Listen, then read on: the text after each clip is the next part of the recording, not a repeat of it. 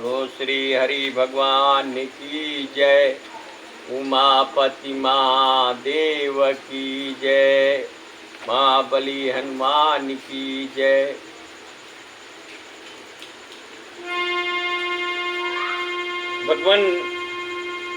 भगवान श्री हरि की सुंदर कथा में आज हम बड़ा सुंदर प्रसंग ले रहे हैं सुंदरकांड से। हनुमान जी, भोर का पहर है, निशाचरों की घनघोर नगरी है लंका। ऐसी निशाचरी नगरी में महाबली माता वैदेही की तलाश कर रहे हैं। कहीं नहीं नजर आई वो। हनुमान जी कुछ दूर जाकर के रुक गए तो देखते क्या है, एक सुंदर भवन दिखाई दे रहा है और उस पर राम नाम अंकित है। तुलसी जी के पौधे भवन के किनारे लगे हैं। आश्चर्य हो रहा है महाबली को, बड़ा आश्चर्य हो रहा है कि निशाचरों की घनघोर नगरी में किसी सज्जन का निवास। जरूर इस भवन में कोई सज्जन रहता है, साधु पुरुष रहता है, वरना यहाँ तुलसी के पौधे न दिखाई देते। इस भवन पे राम नाम अंकित है, इसका मतलब है प्रभु का कोई सेवक यहाँ जरूर मौजूद है इन निशाचरों की नगरी में। बड़ा प्रसन्न हो रहे हैं हनुमान जी कि सारी रात वैदेही की तलाश करते करते हनुमान को बीत रहे हैं, लेकिन वैदेही तो अभी नहीं मिली। लेकिन एक साधु पुरुष का भवन दिखाई दिया। बाबा बड़ा सुंदर दोहा देते हैं यहाँ कि रामा युदिया कीर्ति गृह शोभा बरानी न जाए। राम नाम से अंकित वो भवन सुशोभित हो रहा है। जिस भवन में, जिस घर में भगवान के शुभ चिन्ह मिले, वो भवन तो अद्भुत होता है। वह आलय किसी देवालय से कम नहीं होता। तो रामा युदिया इति गृह शोभा बरानी न जाय। नौ तुलसी का वृंदिता देखी हरस का पीराय। महाबली को खुशी भी हो रही है, आश्चर्य भी हो रहा है, क्योंकि भगवान का नाम लिखा हुआ भवन जो दिखाई दे रहा है। उम्मीदें भी जग रही हैं, यहां से जरूर माता वैदेही का कोई सुराग मिलेगा।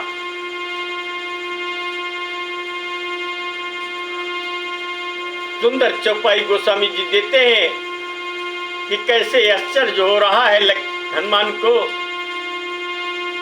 कि लंका ही निशाचरा। बड़ी सुंदर चौपाई है कि लंका ही निशाचरा निकारी निवासा। लंका ही निशाचरा निकारी निवासा। कहाँ स जनकर बासा। बड़ा तर्क हो रहा है, अंदर द्वंद्व हो रहा है महाबली को कि ऐसा पहली बार देखने में आ रहा है कि निशाचरों की नगरी है, घनघोर निशाचरों की नगरी, एक दो नहीं, ये लंका निशाचरों की, घनघोर निशाचरों की, विशाल निशाचरों की नगरी में साधु पुरुष का भवन, घर, ये किसी मंदिर से कम नहीं है, किसी अचंभे से कम नहीं है। ऐसा होना बहुत सारे महान पुरुषों का यही कहना है कि जहां इस तरह का वातावरण हो समाज में, ईर्ष्या, द्वेष, निंदा से ग्रसित लोगों का समाज हो, ऐसे समाज में किसी निर्छल, साफ, पावन, पवित्र आत्मा का निवास हो, ये आश्चर्य का विषय होता है। हनुमान जी को बड़ा आश्चर्य हो रहा है कि पापमयी नगरी में, निशाचरों की घनघोर नगरी में सज्जन पुरुष का भवन होना यह संभव है। ये कहीं कोई माया तो नहीं? जरूर परखना चाहिए इसे। चल के देखते हैं क्या राज है इस नगरी का। तो मने माहू तारा का, बड़ी सुंदर चौपाई बाबा दे रहे हैं कि मने माहू तारा का कराया का पिला, मन माहू तारा का कराया का पिला। अंदर द्वंद चल रहा है हनुमान जी को। बड़ी चतुराई के साथ हनुमान जी भवन के सन्मुख जाकर के खड़े हो जाते हैं, ब्राह्मण वेश में खड़े हो जाते हैं। एक सरल ब्राह्मण, सज्जन ब्राह्मण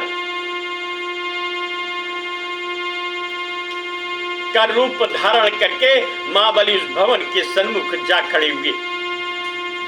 तो मने माहू तारा का कराया का पिला,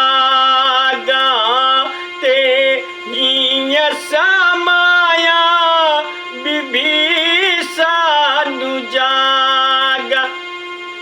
एक भगवान का भक्त साक्षात भगवान को अपने हृदय में धारण किए हुए इस भवन के सन्मुख जब खड़ा होता है तो भवन के अंदर के भक्त की नींद खुल जाती है, संकेत मिलने लगते हैं। अक्सर ऐसा होता है कि हमारी स्वभाव का, हमारे विचार का,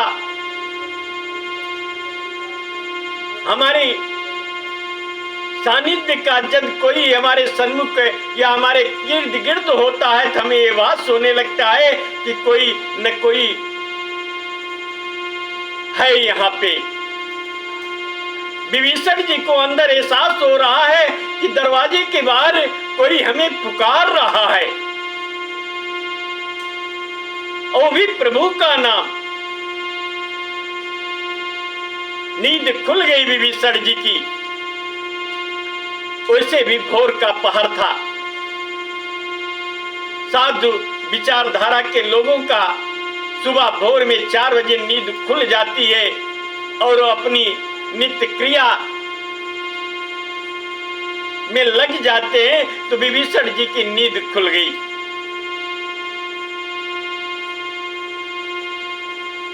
एक बात और स्पष्ट हो जाती है यहाँ भगवान की सुंदर कथा में। हम सबको सीख लेना चाहिए कि सोते समय अपने इष्ट को जरूर याद कर लेना चाहिए। अपने घर के इष्ट देवता को जरूर याद करके, जिसे आप मानते हो उसे याद करके तब सोना चाहिए और सुबह उठते ही जिसे आप इष्ट के रूप में पूजते हो उसका नाम से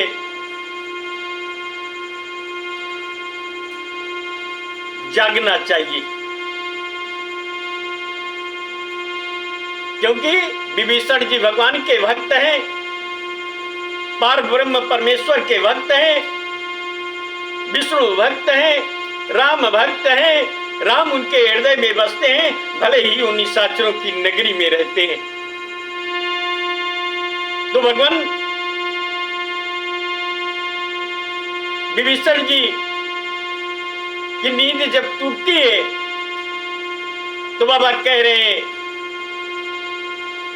सुंदर चौपाई दे रहे हैं कि मेरा मते ही सुमीरा ना की ना राम, राम ते ही सुमीरा ना की ना,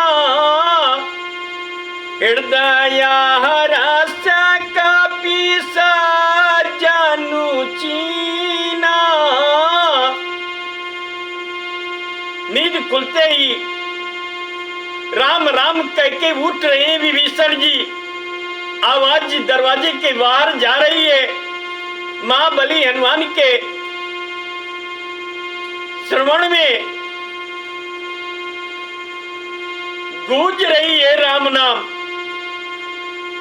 तो भगवान हनुमान जी को बोध हो गया, पक्का हो गया, जिस भवन के अंदर सज्जन पुरुष है, साधु पुरुष है, कोई धर्मात्मा है, कोई मेरे जैसा भक्त है, ये मेरे प्रभु का आराध्य है,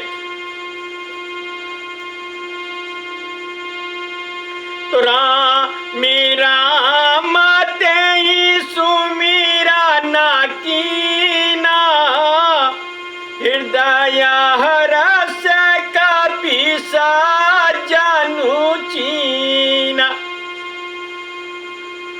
जीवन बड़ा सुख में रहता है, मन सारा दिन शांत दिनचर्या में गुजरता है यदि सो के उठते समय भगवान का नाम लेकर के अपना बिस्तर छोड़े।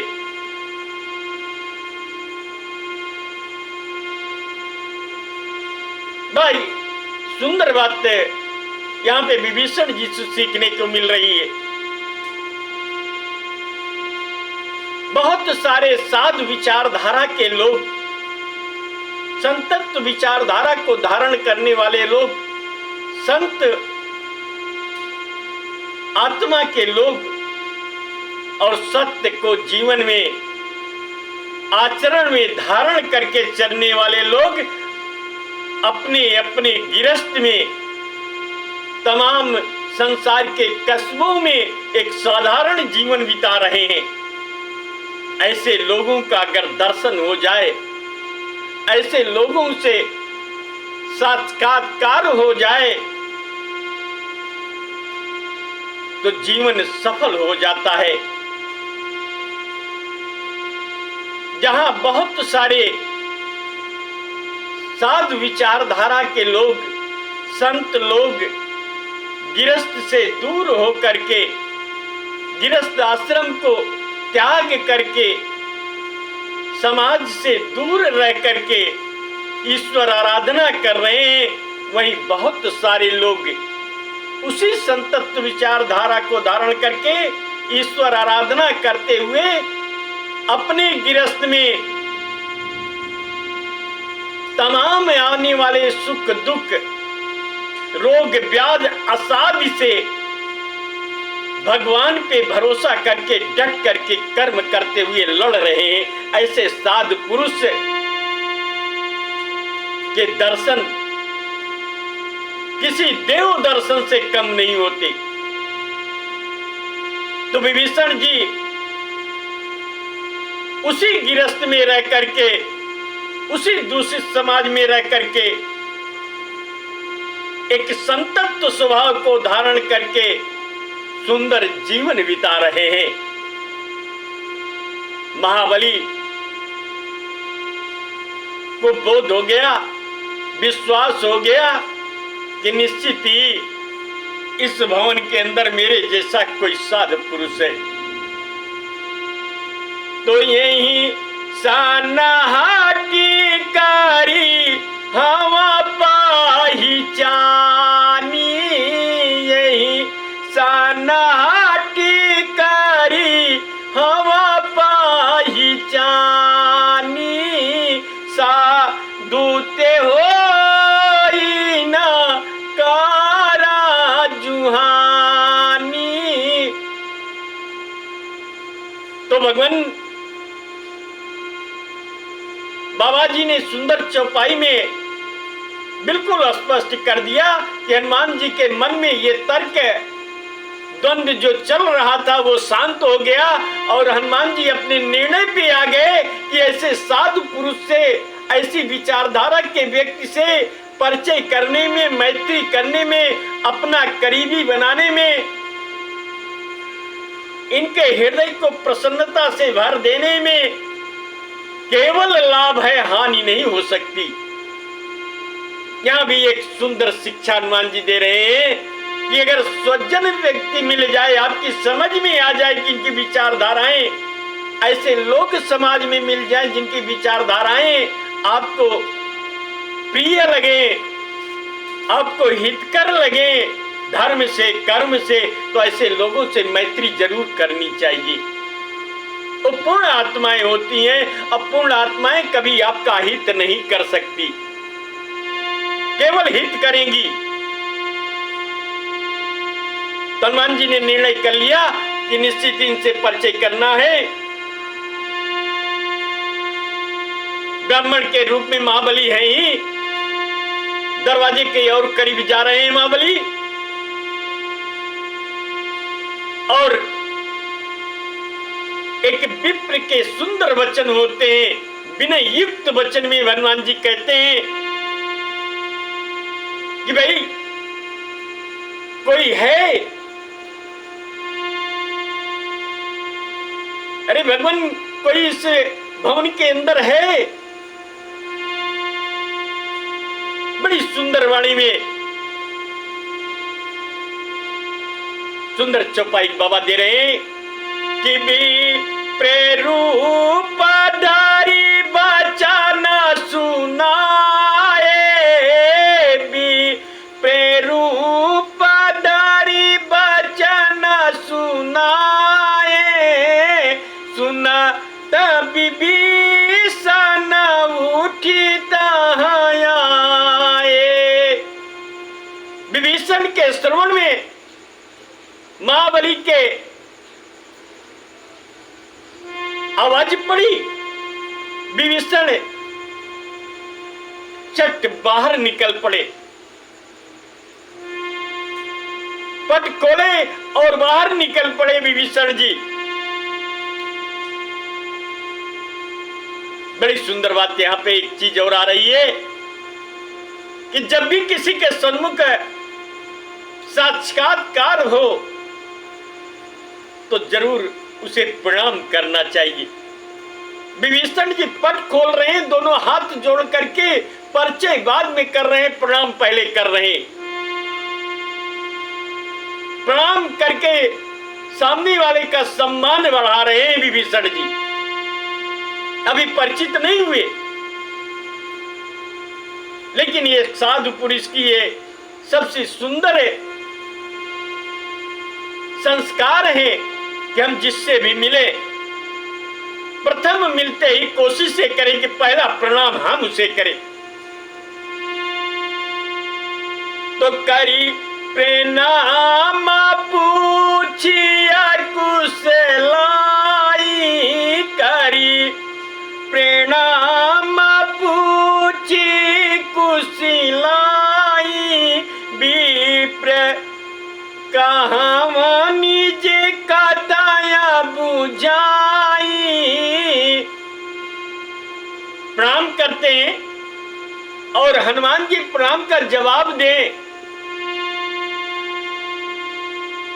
तो हनुमान जी दोनों हाथ जोड़ करके प्रणाम का जवाब प्रणाम से दे रहे हैं। मित्र से जब प्रणाम होता है तो हम एक दूसरे को प्रणाम का जवाब प्रणाम से देते हैं। और कोई श्रेष्ठ अगर मुझसे है, हम उससे प्रणाम करते हैं तो मुझे आशीर्वाद देता है। यहाँ दो भक्त मिल रहे हैं, एक दूसरे को प्रणाम करके प्रणाम का जवाब प्रणाम से दे रहे हैं। विभीषण जी पूछते हैं कि भगवान, हे भगवान, कहिए इस घनघोर निशाचरों की नगरी में आपका आगमन कैसे संभव हुआ प्रभु? हे महाराज, आपका आगमन कैसे संभव हुआ? तो करी प्रणाम पूछिया कुशलाई, विप्र कहानी जी का दाया बुझाए। जीवन तो जीना हम सबका धर्म है। संसार में आए हैं तो जिएंगे, और जो भी मिलेगा उसे सिएंगे, जो भी मिलेगा उसका भोग करेंगे। लेकिन जो तरीके हैं, जो सलीके हैं, उनको अगर मैं सुंदर ढंग से करता हूं, सुंदर आचरण के साथ संबंधों का निर्वाह करता हूं, तो एक आत्मिक प्रसन्नता होती है, एक सुख की अनुभूति होती है जिसको बयान करना बड़ा कठिन होता है। ये आत्मिक सुख आत्मा को प्राप्त होती है, शरीर को नहीं। शरीर के मिलने वाले सुख तो हम बयान कर जाते हैं, लेकिन जो आत्मा को सुख मिलता है,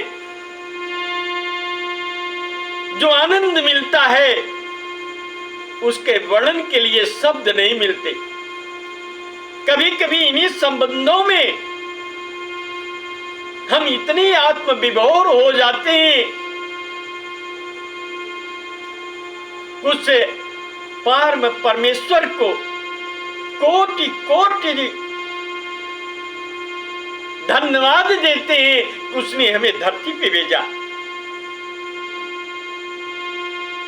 तो बड़ा सुख मिल रहा है हनुमान जी को भी और विभीषण जी को भी, जिनको दोनों के बीच में भक्त वत्सल भगवान विराजमान है दोनों की आत्मा में। तो करी प्रणाम पूछिया कुशलाई, विप्र कहानी जका दाया सुनाई, कि तुम हरिदास नमः कोई, मोरे यही दया प्रीति अति होई, कि तुम राम दीन अनुरागी, आए मोहि करना बड़ा भागी। विभीषण जी प्रश्न पे प्रश्न करते हुए अपने जिज्ञासाओं को हनुमान से कह देते हैं, कहीं राम भक्त तो नहीं आप, कहीं मेरे प्रभु के दास तो नहीं आप, मेरे हृदय में प्रीति का उमड़ाव हो रहा है आपके प्रति, कहीं न कहीं हम आप एक ही जैसे हैं, एक ही आराध्य के प्रेमी हैं। इसलिए जब हमें एक दृष्टिकोण के होते हैं, तुम्हारे अंदर एक प्रेम की भावना जागृत होती है। सबसे नहीं होती, आपसे हो रही है। तो महाराज बताएं भगवान, तब बड़ी सुंदर है दोहा दे रहे हैं बाबा कि तब हनुमान कही सब राम कथा निज नाम, सुनाते जुगल तन पुला की माना मगन सुमीरे गुनी ग्राम। महाबली कहते हैं कि महाराज भगवान बिल्कुल आपने सही पहचाना, मैं प्रभु का एक छोटा सा सेवक हूं। मेरे भगवानी को किसी निशाचर ने थोड़ा कष्ट दे दिया है और मेरा प्रभु की प्रिया वैदेही किसी निशाचर की दुष्प्रवृत्तियों की शिकार हो गई है। बस प्रभु के कार्य हेतु हम इस लंका नगरी में प्रवेश कर गए महाराज। ये घनघोर निशाचरों की नगरी में मेरी माता वैदेही कहीं न कहीं है और जब तक उसका पता नहीं चल जाता मैं प्रभु के पास जा नहीं सकता महाराज। प्रभु के दुख को भक्तों ने जब सुना विभीषण ने, तो दोनों भक्त हनुमान और विभीषण के आंखों से आंसू छलक पड़े और दोनों गले मिलकर के मेरा प्रभु दुखी है, मेरा भगवान दुखी है, मेरा कृपा निधान दुखी है, आंखों से आंसू छलक पड़े। तो जो भगवान के दुख में दुखी हो जाए, मित्र के दुख में दुखी हो जाए, अपनों के दुख में दुखी हो जाए, यही तो प्रेम है, यही तो भक्ति है, यही तो साधु पुरुष की प्रवृत्ति है। संसार में हम सब इसीलिए आते हैं कि एक दूसरे के सहायक बने, एक दूसरे के दुख को बांटे और एक दूसरे की खुशी में हर्षोल्लास के साथ जश्न बनाए। तो हनुमान जी और विभीषण जी का सुंदर मिलन, सुंदर सुखद मिलन का ये संकेत है कि महाबली को उनके वैदेही के माता के पता के अभियान में विभीषण जी भरपूर योगदान करेंगे और महाबली अपने लक्ष्य तक पहुंचेंगे। अगली कथा में हम वही प्रसंग लेंगे। बोलो श्री हरि भगवान की जय, उमापति महादेव की जय।